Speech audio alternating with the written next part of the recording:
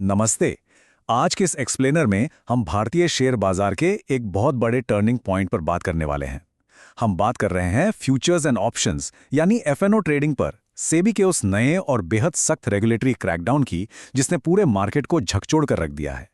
यकीन मानिए, retail traders के लिए खेल के नियम अब पूरी तरह से बदल चुके हैं। तो चलिए सीधा मुद्दे पर आते हैं। आज हम इस पूरे मामले को डिकोड करेंगे। 1.8 लाख करोड़ के भारी नुकसान के हैरान करने वाले आंकड़ों से लेकर सेबी के उन 6 नए नियमों तक, बड़े लॉट साइज, मार्जिन लिमिट्स और इन सब के बाद रिटेल एफएनओ का आखिर भविष्य क्या होने वाला है। शुरुआत करते हैं उस चीज से जिसने हम सबका ध्यान खींचा है, एक बहुत बड़ा नुकसान। आपने अक्सर सुना होगा कि एफएनओ से रातों रात अमीर बना जा सकता है, अपनी पूंजी तेजी से बढ़ाई जा सकती है, राइट? लेकिन जरा रुकिए, इसके पीछे की असलियत आंखें खोलने वाली है। 93%। जी हां, आपने बिल्कुल सही सुना। ये कोई मामूली आंकड़ा नहीं है। सच्चाई ये है कि 93% इंडिविजुअल ट्रेडर्स, मतलब आप और हम जैसे लोग जो बिना किसी बड़ी संस्था की मदद के ट्रेड करते हैं, वो इस मार्केट में अपना पैसा गंवा रहे हैं। इमेजिन कीजिए, हर 10 में से 9 से भी ज्यादा लोग मुनाफे की उम्मीद में आते हैं और अपनी जेबें खाली करके लौट जाते हैं। और देखिए, ये कोई हवाई बात नहीं है। इस ऑफिशियल सेबी प्रेस रिलीज पर गौर कीजिए। पिछले 3 सालों में यानी 2022 से 2024 के बीच करीब 1 करोड़ रिटेल ट्रेडर्स ने कुल मिलाकर 1.8 लाख करोड़ रुपए का अकल्पनीय नुकसान सहा है। अगर हम इसका एक एवरेज निकालें ना, तो हर एक व्यक्ति ने फीस और ब्रोकरेज मिलाकर लगभग 2 लाख रुपए का नुकसान उठाया है। ये सच में एक बहुत बड़ा वेल्थ डिस्ट्रक्शन है। अब इस स्लाइड को देखिए, ये आपको और भी हैरान कर देगी। एक तरफ आम रिटेल ट्रेडर फाइनेंशियल ईयर 24 में अकेले 61,000 करोड़ रुपए डुबा रहा है, वहीं ठीक उसी वक्त विदेशी पोर्टफोलियो निवेशकों और प्रोप्राइटरी ट्रेडर्स ने मिलकर ठीक 61,000 करोड़ रुपए का ही भारी भरकम मुनाफा कमाया है। और ये कैसे हो रहा है? ये हो रहा है हाई स्पीड एल्गोरिदमिक ट्रेडिंग के जरिए। 90% से ज्यादा संस्थागत मुनाफा एल्गोरिदम से आया है। मतलब साफ है कि जो पैसा आम आदमी हार रहा है, वो सीधा इन बड़े प्लेयर्स के कंप्यूटर स्क्रीन से होते हुए उनकी तिजोलियों में जा रहा है। अब आप ही सोचिए, जब इतना बड़ा पैसा लगातार आम लोगों की जेब से बड़े संस्थानों के पास जा रहा हो, तो रेगुलेटर को तो बीच में आना ही पड़ेगा। इस बेलगाम सट्टेबाजी को रोकने के लिए सेबी को सख्त कदम उठाने पड़े। और वो कदम हैं ये 6 नए नियम जो नवंबर 2024 से अप्रैल 2025 के बीच लागू हो रहे हैं। इनमें मुख्य रूप से शामिल है हर एक्सचेंज पर सिर्फ एक बेंचमार्क इंडेक्स की वीकली एक्सपायरी होना, कॉन्ट्रैक्ट के लॉट साइज को बढ़ाना, upfront premium collection, calendar spread benefit को हटाना और एक्सपायरी के दिन जोखिम कम करने के लिए सख्त मार्जिन नियम। इन सब का बस एक ही अल्टीमेट गोल है, रिटेल इन्वेस्टर को गैर जरूरी और अत्यधिक रिस्क लेने से बचाना।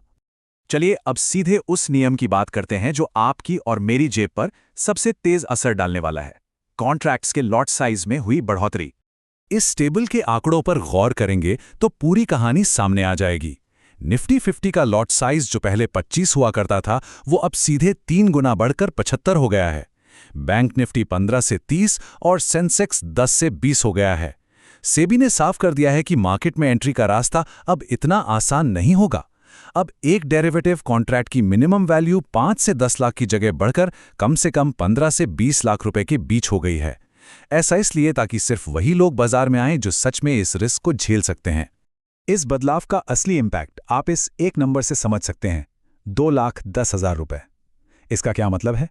इसका मतलब है कि पहले जहां निफ्टी का एक ऑप्शन बेचने के लिए आपको करीब 70,000 रुपए मार्जिन चाहिए होता था, अब उसी एक लॉट को बेचने के लिए आपको 2,10,000 रुपए से भी ज्यादा मार्जिन देना होगा। तो जो ट्रेडर्स छोटी कैपिटल के साथ ऑप्शन सेलिंग कर रहे थे, उनके लिए इस गेम में टिके रहना अब काफी महंगा सौदा हो गया है।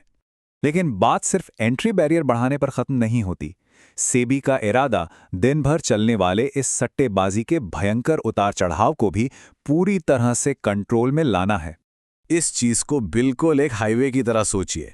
पहले एफएनओ मार्केट एक ऐसा एक्सप्रेसवे था जहां बिना किसी स्पीड लिमिट के अंधाधुंध गाड़ियां दौड़ाई जा रही थी और जाहिर है बड़े फाइनेंशियल एक्सीडेंट्स हो रहे थे। अब सेबी ने इस हाईवे पर ना सिर्फ स्पीड लिमिट लगा दी है, बल्कि जगह जगह रैंडम ट्रैफिक चेक भी बिठा दिए हैं ताकि सफर अनुशासित हो सके। अब ये ट्रैफिक चेक काम कैसे करेंगे? देखिए, अब किसी भी संस्था की इंट्राडे नेट पोजीशन 5,000 करोड़ रुपए पर फिक्स कर दी गई है। साथ ही स्टॉक एक्सचेंज दिन में कम से कम 4 बार पोजीशंस का रैंडम स्नैपशॉट लेंगे। और सबसे क्रिटिकल टाइम होगा दोपहर 2:45 से 3:30 के बीच का, जो मार्केट बंद होने से ठीक पहले का समय है और सबसे ज्यादा वॉलेटाइल होता है। अगर कोई इन लिमिट्स को क्रॉस करता है तो दिसंबर 2025 से उन पर एक्सपायरी के दिन भारी पेनल्टी लगने वाली है। तो जब ये कड़े नियम आए तो मार्केट ने कैसे रिएक्ट किया? चलिए देखते हैं कि इस शुरुआती झटके का असर क्या हुआ। ये डेटा आपको सब कुछ बता देगा। नियमों का असर तुरंत और बेहद गहरा हुआ है।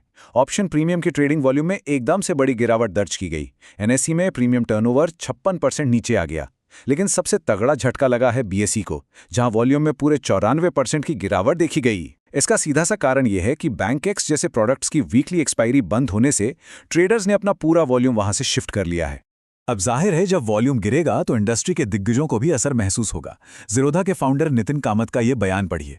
वो कहते हैं, अगर सभी वीकली ऑप्शंस बंद कर दिए जाएं तो ट्रेडिंग का स्तर 2019 जैसा हो जाएगा। एक ब्रोकरिंग सीईओ के रूप में ये तर्कसंगत लगता है। वो खुद मान रहे हैं कि वॉल्यूम में पहले ही काफ़ी गिरावट आ चुकी है, जिससे ब्रोकर्स को नुकसान है। लेकिन साथ ही वो इस बात से भी 100% सहमत हैं कि रिटेल इन्वेस्टर्स को बचाने के लिए उठाए गए ये कदम पूरी तरह से लॉजिकल हैं। तो इन सब बातों के बाद दिमाग में एक ही सवाल आता है, क्या अब रिटेल एफएनओ ट्रेडिंग का पूरी तरह से अंत होने वाला है? आइए इस आखिरी हिस्से में समझते हैं कि भविष्य क्या है।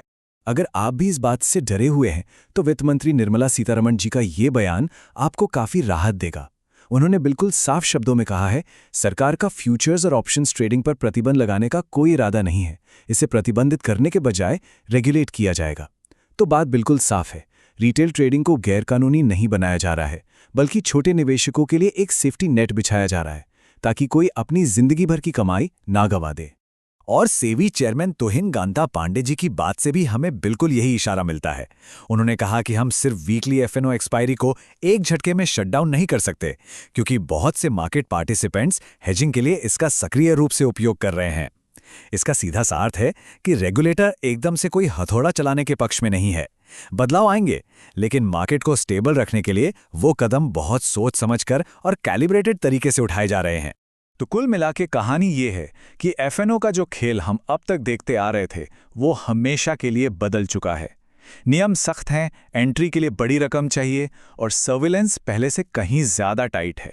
लेकिन असली सवाल जो मैं आपके लिए छोड़कर जाना चाहता हूं वो ये है, क्या रिटेल ट्रेडर्स इस नए और सख्त माहौल में खुद को ढाल पाएंगे और अपनी रणनीति बदलकर मुनाफा कमा सकेंगे, या फिर हाई स्पीड एल्गोरिथमिक ट्रेडिंग करने वाले बड़े संस्थान हमेशा की तरह अपना दबदबा बनाए रखेंगे? आप क्या सोचते हैं? इस अहम सवाल के साथ हम आज का ये एक्सप्लेनर यहीं खत्म करते हैं। सीखते रहिए, मार्केट को एनालाइज करते रहिए और हमेशा समझदारी से निवेश कीजिए।